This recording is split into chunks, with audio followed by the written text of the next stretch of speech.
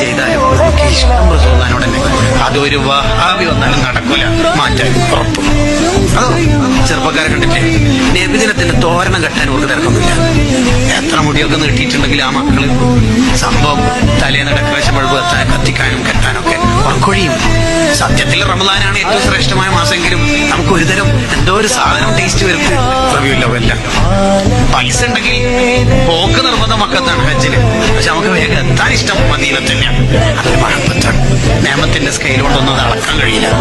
അതിരുകളില്ല മധുകളനവധി മധുരിതമാകും ദിനമല്ലേ, അധിക മനോഹര തിരുനബി വരവിൽ സുദിനം വന്ദനമായില്ലേ.